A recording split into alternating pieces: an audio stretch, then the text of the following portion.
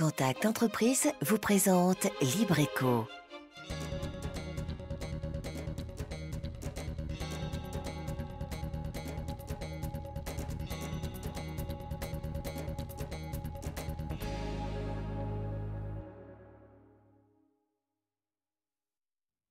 Salut à tous, c'est Libreco. Comme chaque mercredi, on se retrouve pour découvrir une entreprise de Lille, aller à la rencontre de ceux et celles qui la font vivre. Voici donc le sommaire de ce soir. Une implantation locale depuis le début, un choix stratégique et commercial pour Assurance Outre-mer qui a poursuivi son développement avec un certain succès. À la rencontre de ceux et celles qui font l'entreprise, un travail de longue haleine pour satisfaire les assurés, toujours en attente d'un accompagnement permanent. Des créations originales entièrement fabriquées à la main, c'est le design artisanal caribéen, une orientation choisie et revendiquée par Emmanuel Sarraute. Sans oublier nos chiffres et données économiques de Lille.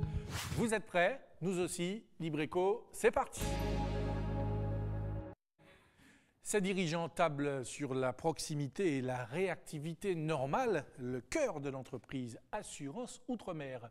Elle se trouve chez nous aux Antilles, un atout selon les responsables de cette entreprise qui constatent donc avec satisfaction son développement. Vanessa Etienne, François Brigitte avec Mathias Delem. Assurance auto, habitation, complémentaire santé, mutuelle décès, multirisque professionnel, c'est le panel de services proposés par Assurance Outre-mer. Jusque-là, rien de nouveau, la plupart des assureurs de la place en proposent. Mais Assurance Outre-mer est la seule assurance fondée en Martinique. Elle a une âme, une histoire et un parcours. Un parcours qui débute en 1994 par la volonté d'un homme. Elle portait alors le nom de Mutam. Devenue Assurance Outre-mer, 18 ans après, la compagnie se veut au service des Martiniquais et de leurs problématiques. Nous avons été créés en Martinique par M. Tampi et de cela en fait découle un certain nombre de caractéristiques. Donc on est ancré fortement, je dirais, dans notre région, Martinique, Guadeloupe, aux Antilles. Et par rapport à cet ancrage, on a cherché à développer une relation privilégiée par rapport à nos sociétaires, qui sont nos clients. Une relation privilégiée à travers, par exemple, le conseil que nous apportons. Ça répond à cette problématique de crise que nous traversons ces jours-ci, puisque ces jours-ci, les personnes ont des problèmes de recouvrement, ils ont des problématiques qui sont liées au prix. Et donc par rapport à ça, à nous d'apporter le meilleur ratio qualité-prix à travers notamment le conseil que nous leur apportons et aussi une couverture adaptée à leur profil. Assurance Outre-mer, c'est 4 agences en Guadeloupe et 4 agences en Martinique, à Sainte-Marie, à Fort-de-France, à Rivière-Salée et au Lamentin. Elle compte 39 salariés à son actif. Apporter des contrats adaptés avec des spécificités comme pour les fosses septiques, les panneaux solaires ou les murs de soutènement répandus dans les constructions ici, ou encore des mentions pour les cyclones et ouragans liés aux aléas climatiques de nos régions. Ici, il n'y a pas la grêle, donc on ne va pas mettre de la grêle dans un contrat. Vous savez, un contrat qui sort dans une compagnie traditionnelle, bon, parce que les sièges sont ailleurs. Donc on va trouver tempête, ouragan, tout, et puis on va trouver grêle. Mais nous, on ne va pas faire payer la grêle à quelqu'un. Donc, cette partie où elle ne va pas payer, on va plus ajouter quelque chose d'autre qu'elle a besoin. Donc, vous voyez, c'est ça notre force. Assurance Outre-mer comptabilise 25 000 sociétaires. Leur cible, les particuliers et les professionnels. Leur objectif, apporter un service personnalisé aux clients, détecter ses besoins pour les conseiller au mieux. C'est le travail de Claudia, qui est l'une des rédactrices en assurance à l'agence de Sainte-Marie. Mon rôle est d'accueillir les clients, de m'acquérir de leurs besoins, de pouvoir les satisfaire au mieux et surtout le devoir de conseil et d'information. Parce que j'aime bien quand les clients soient au fait de ce qu'ils recherchent et aussi en cas de besoin, savoir que moi je peux les aider. Et puis comme ça, on fonctionne vraiment dans le dialogue, dans la compréhension. Parce que si on n'est pas satisfait, pour moi, ce n'est pas la peine. Donc, il faut bien qu'on soit en accord. Ce qu'on recherche, on retrouve. Et puis, comme ça, après, il n'y a pas de souci. Avec l'augmentation des cambriolages ou des accidents de la route, il est important d'être bien assuré, de connaître les tenants de vos contrats d'assurance, de quelles garanties bénéficiez-vous, comme après le passage de la tempête Dean sous notre île, où bien des personnes ont eu de mauvaises surprises concernant l'assurance de leur maison. Un engagement, une ferveur pour Assurance Outre-mer, protéger les biens des Martiniquais, c'est leur assurer une tranquillité et comme ils le disent si bien, assurer pas pétette. Et pour nous assurer d'avoir tout compris, nous recevons M. Thierry Coat. Bonsoir. Bonsoir. Et merci d'être avec nous. Vous êtes donc le directeur général de cette société. Oui. Alors d'abord, pourquoi le choix de la proximité, hein, et pas comme d'autres, dépend d'une maison mère qui serait dans l'Hexagone, par exemple? Le choix a été fait de pouvoir offrir, apporter une solution d'assurance, je dirais, aux populations locales et aussi aux entreprises locales. Donc, le choix a été fait par M. Torompi et ses cofondateurs. Ils ont lancé en 1994 cette solution qui apporte une solution de proximité parce que le but, c'est quand même d'accompagner, je dirais, les assurés tout au long de leur vie, mais aussi à travers les sinistres. Voilà. Alors, accompagner, est-ce que ce sont les principaux avantages? Quels sont peut-être les inconvénients aussi de cette proximité? Alors, pour vous, au sein de l'équipe, mais aussi pour les assurés. Alors, il y a quand même des avantages qui sont justement la création de métiers à forte valeur ajoutée. Les personnes qui composent mon équipe, je dirais, participent avec moi à des projets, je dirais, à forte valeur ajoutée, création de produits, faire évoluer la structure par rapport à l'évolution réglementaire qui est au niveau mondial, qui touche, je dirais, l'ensemble des entreprises, notamment européennes. Et donc, au-delà, je dirais, de leur métier de base d'assurance, ils participent à des projets structurants, donc intéressants. Au niveau des inconvénients, effectivement, nous avons, je dirais, des coûts importants puisque nous sommes amenés à développer ces nouvelles compétences. Donc, ça veut dire des formations, je dirais, qui sont coûts humains, un peu plus spécifiques, quelquefois sur des sujets pointus et très ponctuels qui interviennent une fois tous les 5 ans. On peut faire venir un spécialiste qui intervient avec nous en matière d'assurance. Mais l'essentiel de la préoccupation, c'est quand même de pouvoir transférer cette compétence vers nos équipes. Alors, vous avez devancé ma question, mais vous y avez répondu effectivement. J'allais vous demander si la proximité n'avait pas un coût plus élevé. On va voir ce chiffre tout de suite concernant Assurance Outre-mer. C'est un peu plus de 25 000 sociétaires, je crois. Ce n'est pas négligeable. Comment a évolué la société au fil des années? Alors, au départ, elle était connue sous le nom de Mutam, donc elle a été, je dirais, elle a pu se répandre sur la Martinique. Ensuite, pour des raisons, je dirais, d'évolution, de diversification, nous avons été sur d'autres territoires, comme la Guadeloupe, par exemple. C'est la tendance, c'est la volonté d'aller plus loin. Et puis, elle s'est aussi diversifiée au niveau des métiers. La Mutam, c'était essentiellement, je dirais, une assurance auto. Nous avons développé de nouveaux agréments. Donc, en assurance, pour pouvoir exercer, il faut avoir des agréments. On s'adresse aux autorités de contrôle dans chaque secteur et chaque domaine d'activité. Donc, nous avons été sur d'autres secteurs et aujourd'hui, nous faisons de l'assurance auto, bien sûr, mais aussi de l'assurance habitation. On accompagne les professionnels sur les dommages aux biens qu'ils pourraient avoir et la sécurité financière, leur protection financière. On fait aussi de la complémentaire santé, du décès, etc. Donc, alors, une diversification. Alors, on va revenir sur la question tarifaire, forcément, qui concerne nos amis téléspectateurs qui nous regardent ce soir. Elle revient souvent, forcément. Comment se calcule le prix d'une assurance? Alors, quelle qu'elle soit, que ce soit auto, habitation, etc. Je sais que nos amis téléspectateurs ce soir se disent, mais généralement, les assurances, c'est cher. Est-ce que vous pouvez nous expliquer, en termes simples, et en résumé, comment se calcule une assurance? Alors, une assurance a ceci de particulier, c'est que la prestation vient après le paiement. C'est-à-dire qu'en général, quand vous achetez un produit, je ne sais pas, un véhicule par exemple, et vous payez le véhicule, vous l'avez tout de suite. Le coût est déjà étudié, on connaît le prix des machines, des hommes qui y ont travaillé, qui ont contribué, etc. En assurance, on a bien sûr le coût des hommes, les salaires, etc., le coût de structure, mais la prestation, on ne la connaît pas. Si c'est vous qui venez demain avec un sinistre, je ne vous le souhaite pas, ça peut nous coûter 200 € de réparation, mais ça peut être aussi 15 000 €, et quelqu'un qui vient avec un corporel, ça peut aller à 200 000 €. Donc pour la même catégorie de personnes, ça peut être votre cousin, enfin peu importe, mais ce que je veux dire, c'est que le coût est variable. Donc nous sommes obligés de raisonner en termes de statistiques, donc sur des segments. Par exemple, je dirais, sur une certaine catégorie de la personne. Plus il y a des accidents de voiture, par exemple, voilà, plus vous augmenterez le tarif des assurances. Alors ça, c'est pour le cas particulier. Un exemple, c'est le cas particulier des voitures. C'est un peu le même raisonnement pour l'habitation, etc. Et si vous voulez, en fonction du segment, c'est-à-dire par exemple une catégorie de tranche d'âge, entre tel âge et tel âge, on dirait que statistiquement, cette catégorie a un volume d'accidents qui est de temps. Et en fonction de ça, on remonte et on détermine un coût, je dirais, de prestation. Et à partir de là, c'est la base de l'élaboration du tarif. Alors, M. Coat, vous allez nous rassurer ce soir. Est-ce que les garanties sont réellement prises en compte? Est-ce que si on vient chez vous à Assurance Outre-mer, on souscrit à une assurance auto, habitation, le jour où on a un problème, est-ce qu'on est réellement pris en compte? Parce que c'est ce qui revient généralement. On s'assure, les assurances, c'est ce qui se dit dans la rue, vous l'avez certainement entendu, je souscris à une assurance, mais le jour où j'ai un problème, eh bien, c'est aussi difficile pour récupérer, pour être accompagné, remboursé. Alors, la difficulté, comme je vous disais, c'est que la prestation n'a pas encore lieu. Donc, tout l'enjeu est de pouvoir accompagner le client et déjà le conseiller sur la bonne prestation qui pourrait convenir à son profil. Donc, si on ne le conseille pas bien, bien sûr, il peut y avoir, je dirais, des surprises par la suite et une insatisfaction. Donc, l'enjeu est là, c'est pour ça que nous formons des gens, nos commerciaux ici, chez nous, et puis nous les accompagnons. Et le conseil, c'est un élément important. M. Barthollet le disait dans le reportage, M. Barthollet, c'est responsable d'agence.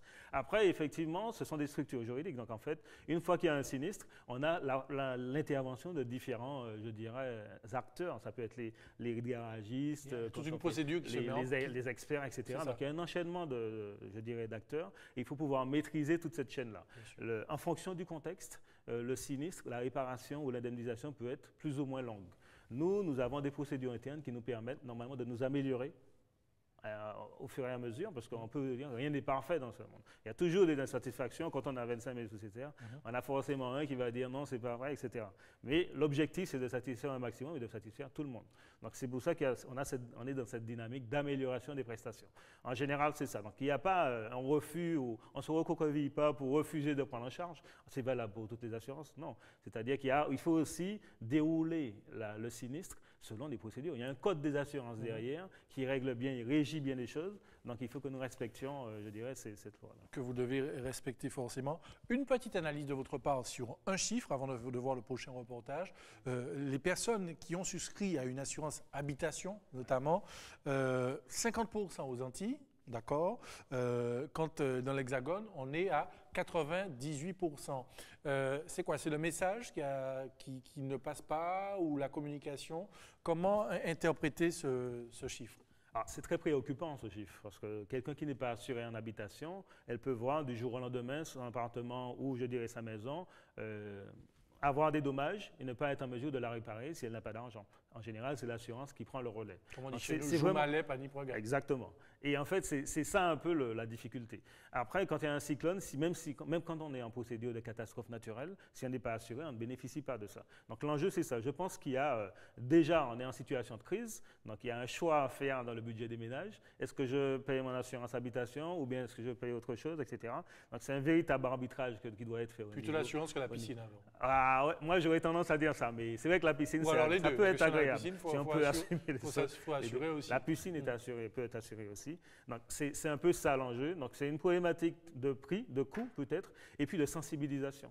C'est-à-dire qu'en fait, est-ce que dans la mentalité, c'est ancré? Est-ce que cette assurance est ancrée? En tout cas, ce que je précise, c'est que pour les locataires, c'est obligatoire. Si le locataire génère un dommage dans l'appartement, par exemple, du propriétaire, eh bien, il doit réparer ce dommage. Et ces dommages peuvent être très importants. Alors, on va revenir dans un instant sur les spécificités qui encadrent votre entreprise. Mais juste avant, on parle de services actifs. Eh bien, il y a une équipe à la disposition des assurés. Une mission pas toujours évidente, mais prise à cœur par les collaborateurs d'Assurance Outre-mer. Il faut gérer au quotidien les différentes missions dans une seule perspective, satisfaire le client. Regardez. Elle se charge de la gestion des dossiers corporels ainsi que la partie matérielle lors d'une prise en charge de victimes ou de blessés dans des accidents de la circulation. Être attentif au rapport médical élaboré par le médecin, indemniser le client au mieux, c'est le travail de Thérèse. Après 34 ans de carrière dans le domaine de l'assurance, travailler au sein d'une entreprise locale donne une toute autre dimension à sa fonction. Moi, je suis très fière de partager ça avec toute la direction, tout le personnel, parce que c'est la seule entreprise locale qui existe. Et l'intérêt pour nous, c'est de pouvoir répondre facilement à notre clientèle. Donc, il n'y a pas de délai d'attente. Parce que quand vous avez une maison mère qui se trouve à 8000 km, vous devriez attendre qu'une direction vous réponde et tout ça. Les délais sont beaucoup plus courts. Notre direction est toujours prête à recevoir un client mécontent. Donc, on a cette satisfaction-là. La proximité et puis la possibilité de répondre très facilement à un client qui n'est pas content et qui n'a pas compris une position, qui a des discussions avec nous. Un métier difficile où de grandes qualités humaines sont requises. En réalité, elle ne gère pas uniquement que des dossiers. Elle gère de l'humain, ce qui est plus délicat car le suivi des victimes est une lourde tâche. Il y a une particularité dans la gestion de ces dossiers. C'est des gens qui sont vraiment blessés dans leur chair. Ce n'est pas comme le matériel. Vous avez la porte qui est cassée, eh bien, vous allez chez le garagiste, vous changez la porte et c'est terminé. Mais la victime qui est blessée dans sa chair, eh bien, c'est beaucoup plus long déjà dans la réparation. Et il faut beaucoup accompagner ces gens-là. Donc, il y a une prise en charge de ces gens-là, c'est très important. Dans mon travail, ce qui me passionne, c'est... Déjà, j'aime beaucoup ce que je fais. Et moi, ma satisfaction, c'est de pouvoir réussir une transaction avec les victimes, ou à l'amiable avec la victime, ou encore par le biais de la présence d'un avocat, donc de son avocat.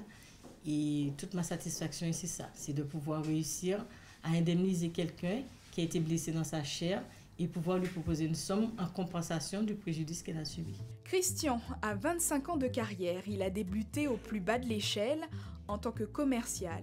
Il a travaillé dur, a su faire ses preuves. Aujourd'hui, il est le responsable des 4 agences d'assurance outre-mer en Martinique. Il a toute une logistique à gérer. Son travail consiste à développer la société au niveau commercial, manager les différentes équipes, créer des plans d'action pour faire prospérer l'entreprise. Quand vous avez ce métier-là, c'est-à-dire que bon, ben, vous avez tous les gens, ils sont avec vous parce que vous arrivez à vous apporter quelque chose. Parce que bon, c'est pas payer une prime d'assurance, hein, parce qu'il faut rentrer dans le contrat, il faut expliquer. Donc, des fois, les gens viennent pour quelque chose et puis ils reportent avec notre contrat parce qu'ils ne savent pas forcément ce qui leur convient. Ils savent ce qu'ils veulent, mais ils ne savent pas forcément ce qui leur convient. Donc, c'est dans le dialogue, en discutant avec eux, qu'on arrive à déterminer les besoins. Et à ce moment-là, une fois qu'on a mis la main sur on a posé le doigt sur le besoin, qu'est-ce qui se passe? On se met à travailler dessus. Et la personne, elle part contente. Et tous les deux, nous avons fait une bonne affaire. Toujours avancer malgré les aléas et les difficultés du marché, même en temps de crise, toujours progresser. Ma passion aujourd'hui, je dis que je mets tout mon cœur et toute mon âme là pour que nous puissions, parce qu'au début, nous avions une agence, aujourd'hui nous avons déjà 8. Donc c'est ça, j'aime voir cette progression que nous avons, les constantes, malgré la crise. On se bat tous les jours, on se lève, on veut conquérir le monde et on veut faire cette entreprise martiniquaise rayonner à travers le monde. Voilà, c'est ça que j'aime. Assiré Papé-Tête que c'est la compétence de son personnel, sa réactivité, sa gestion des dossiers, son envie de progresser, mais également son patriotisme pour aider les Martiniquais et garder cette proximité au cœur de leurs actions. C'est toutes ces choses réunies qui font la force d'Assurance Outre-mer. Et l'on retrouve M. Thierry Coat, donc le directeur général d'Assurance Outre-mer. On va évoquer maintenant les spécificités. Hein. On a dit que vous misiez sur la proximité, mais avec quelle offre spécifique pour les assurés d'Outre-mer, quels qu'ils soient? Alors, comme je disais, on a différents métiers, assurance habitation, assurance auto, et nous accompagnons les professionnels à travers la multirisque professionnelle. Alors, nous avons voulu nous rapprocher effectivement et proposer des solutions un peu alternatives. Entre autres, par exemple, pour les jeunes en assurance auto, on propose un produit qui s'appelle Permis Neuf et qui s'adresse aux jeunes conducteurs qui ont une sinistralité assez forte. Permis neuf, c'est quoi? C'est neuf, ça vient de sortir? Permis, le numéro 9. Ouais.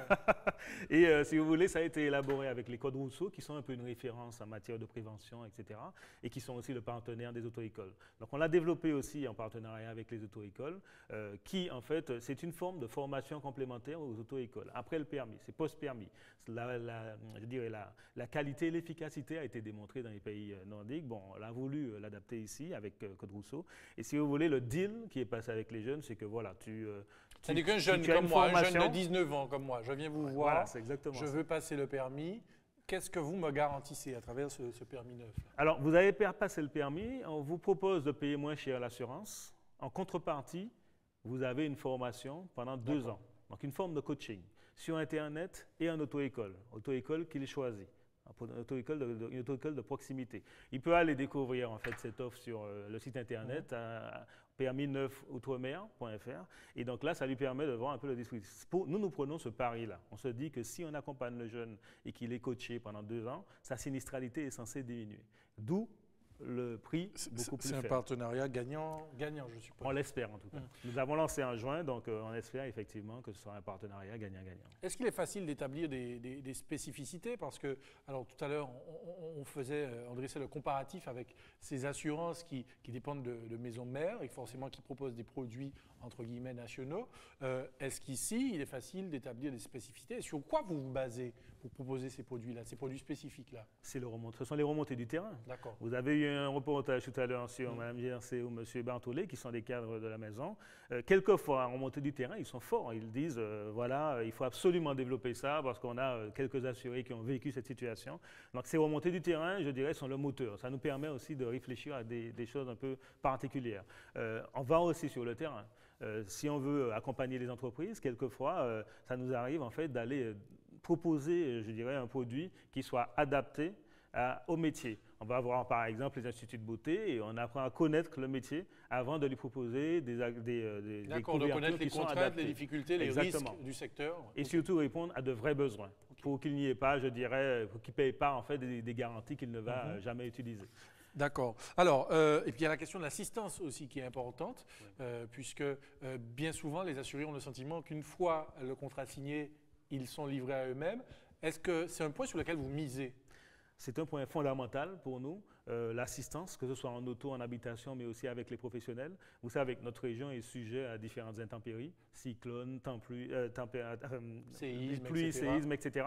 Mais aussi, ça peut être des vols ou des incendies qui se déclarent. Et là, ce qu'on propose à nos assurés, c'est de se préoccuper de l'essentiel pour eux, pour un chef d'entreprise. C'est la poursuite de son activité, qu'il se concentre sur l'information à ses clients, etc. Et nous, notre assistance qui fonctionne 24 heures sur 24 et 7 jours sur 7, prend le relais sur l'aspect logistique. Nettoyage des locaux, protection. C'est une assistance téléphonique déjà. Il appelle en Martinique. Okay. Donc il tombe, si c'est en Martinique, s'il est en Guadeloupe, il appelle en Guadeloupe, c'est un numéro local et il appelle. Et tout de suite, on a des équipes en fait. Mais c'est pas un centre d'appel qui est installé à Non, ils sont en Martinique. Ils sont en Martinique, etc. J'ai eu l'occasion de l'expérimenter personnellement. Et en fait, je suis allé voir les locaux, comment ils sont organisés, etc. Et si vous voulez, ils interviennent, les équipes, à travers un réseau de prestataires. Donc ça peut être des plombiers, ça peut être donc des remorqueurs, peu importe, ou des gardiens, etc. Et on garde les locaux, on les remet en place, on nettoie, etc. Et on a même un dispositif d'information aux clients. C'est un relais d'information en cas de fermeture momentanée des locaux. Et donc voilà, on s'occupe de toute la logistique. Vous accompagnez, vous êtes aux côtés de vos clients. Se concentre, je dirais, sur ses préoccupations premières. C'est un peu la même chose en auto. Il y a le remorquage, etc. On met à disposition un véhicule jusqu'à 30 jours et comme ça, il s'occupe d'autre chose. Un mot encore, avant de poursuivre, concernant les professionnels, les entreprises, etc. Est-ce qu'il est facile de convaincre des professionnels aujourd'hui de s'assurer, quand on connaît la réalité économique, les contraintes économiques des chefs d'entreprise, quelles qu'elles soient, petites, moyennes ou grandes entreprises? Est-ce qu'il est facile de convaincre ces acteurs-là pour leur dire oui, assurez-vous? C'est pas évident. Il y a une problématique de coût. En plus, on paye quelque chose, on a la sensation de s'abonner alors que le risque ne survient pas. Heureusement d'ailleurs. Mais s'il ne survient pas pendant 5 ans, on a la sensation de payer pour rien. Pour rien, c'est ça. Sauf que ça permet d'avoir accès à certains marchés, publics mais aussi privés, puisqu'on a des donneurs d'ordre des fois qui exigent une bonne assurance. Et puis par ailleurs, on est quand même en situation de crise, effectivement, on est dans une situation économique difficile, donc la fragilité, je dirais, des acteurs augmente. Et cette fragilité augmentant, s'il survient un petit imprévu, tout de suite, effectivement, l'entreprise peut péricliter. Si elle est assurée, en revanche, cet imprévu-là peut être, je dirais, on peut faire face à cet imprévu grâce à l'assurance. Et puis il y a cet aspect administratif que vous soulignez à l'instant. Si on veut répondre à un marché public notamment, pour les entreprises dans n'importe quel secteur, on demande effectivement cette garantie d'assurance là pour l'entreprise. C'est bien ça, c'est bon à savoir en tout cas. Vous restez avec nous, on vous retrouve tout à l'heure. Le chiffre de la semaine, plus 14%, c'est la hausse de la fréquentation européenne de la destination Martinique entre 2010 et 2011. Roissy-Charles de Gaulle, Fort-de-France, une ligne très attendue par les professionnels du tourisme, car cette ligne c'est un pont vers le marché européen. En effet, l'objectif était de diminuer la part de l'Hexagone, principal émetteur en 2010, avec 77,9% de la clientèle qui fréquente notre destination. Le but, élargir vers d'autres horizons, une clientèle suisse, italienne, allemande, mais la ligne Roissy-Charles de Gaulle, Fort-de-France rencontre depuis certaines turbulences. En effet, si elle a réussi à augmenter de 14% la fréquentation des touristes européens entre 2010 et 2011, Air France annonçait l'été dernier que le taux de remplissage était nettement en baisse. La clientèle européenne représentait à peu près 10% du trafic en hiver et 3% seulement en été. Bref, peu de succès pour une ligne qui n'a pas encore démontré sa rentabilité et un risque qu'elle soit tout simplement supprimée à l'horizon 2013. Tout à fait autre chose à présent, des créations originales entièrement fabriquées à la main. C'est le design artisanal caribéen, une orientation choisie et revendiquée par Emmanuel Sarraute. Ce diplômé des arts appliqués a placé le développement durable au cœur de son travail. Découverte avec Peggy Pinel-Ferréol.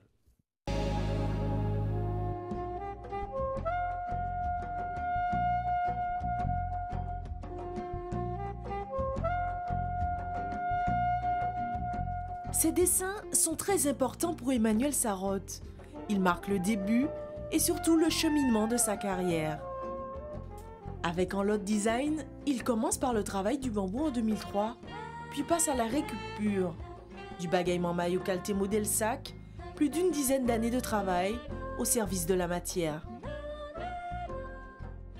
Ce qui s'est passé, c'est là où il y a une influence aussi de mon deuxième métier, qui est celui d'enseignant, puisque j'ai eu des classes de couture et donc j'ai découvert l'univers des accessoires de mode que je connaissais peu et j'aime les sacs, c'est vrai que j'aime les sacs, donc je me suis dit un jour tiens pourquoi je ne ferais pas un sac de plage avec des éléments de récupération et j'ai commencé par faire un sac assez manifeste on va dire avec des boîtes de lait. Ces créations sont fondées sur une démarche d'éco-design. Le plus important pour le créateur est de réduire l'impact du gaspillage. Il mise alors sur un design artisanal afin de minimiser l'utilisation d'énergie. On peut avoir un sac original qui n'est pas d'une marque reconnue, mais qui dit quelque chose. Et pour moi, ces sacs-là disent que on consomme trop, on jette trop, et on peut faire en sorte que toute l'énergie qu'on a produite pour faire ces packaging, pour faire ces fils électriques, etc., au lieu de la regaspiller pour faire encore d'autres, on peut déjà utiliser cette énergie pour proposer des objets, notamment des sacs. À la colle, synonyme de pollution, Emmanuel Sarraute préfère le coût humain. Sans aucune exigence de rendement et de productivité, c'est le concept de slow design. Là, c'est la façade. On a effectivement une souplesse du matériau et en même temps une solidité. Sacs de plage, de ville ou de sortie, ils sont créés selon des thématiques. 95% de la matière première est récupérée, lavée, puis travaillée, les emballages entament une nouvelle vie sous ses droits. J'essaye de trouver un prix qui rende compte de la démarche de création, qui a un prix aussi, puisque c'est une réflexion, c'est une conception avec une cohérence particulière. Et en même temps, je ne vais pas évidemment le proposer au même prix que des sacs de maroquinerie avec des matériaux qui coûtent plus cher, etc. Donc là, c'est surtout le temps de travail et l'idée que je fais payer, et non pas la matière première. La prochaine étape pour Emmanuel Sarraute est l'expérimentation de sa valise pédagogique en établissement scolaire. Puis en avril prochain, sa nouvelle exposition Design Objets et Dessins. Mais plus que tout, le designer souhaite vulgariser son art en Martinique et dans la Caraïbe. Et avant de conclure avec vous, Monsieur Thierry Coat, peut-être un point sur la stratégie de développement, les projets, les perspectives pour votre entreprise. Alors, toujours dans l'accompagnement, je dirais, des assurés, renforcer l'offre produit, aller aussi diversifier encore aussi la gamme, je dirais, d'assurance, je dirais, qui est proposée aujourd'hui, et puis territorialement, par d'un point de vue territorial, continuer à s'épandre en fait. Oui, puisque vous êtes présent en Martinique aujourd'hui et en Guadeloupe. Et fort de cette expérience, un peu succès en Martinique et en Guadeloupe, on espère aller plus loin. Sur la Guyane. Et puis, pas encore, mais on espère effectivement éventuellement aller Paris, plus loin. peut-être. Voilà. Alors, on ne sait pas, on verra. En tout cas, il y a des choses qui sont des perspectives.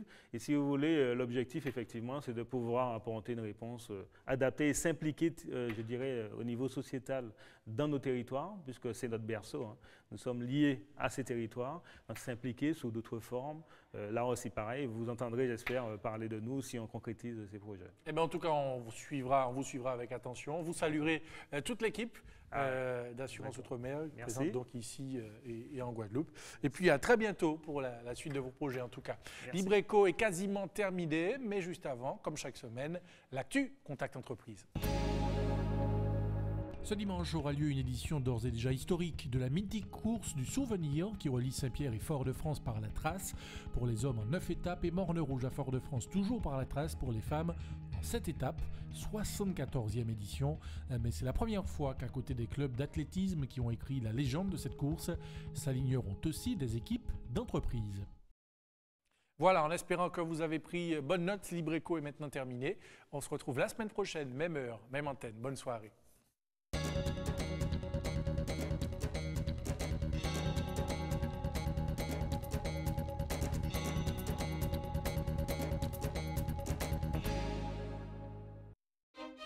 Contact Entreprise vous a présenté Libreco. Retrouvez cette émission dès maintenant et pendant 7 jours sur atv.mq.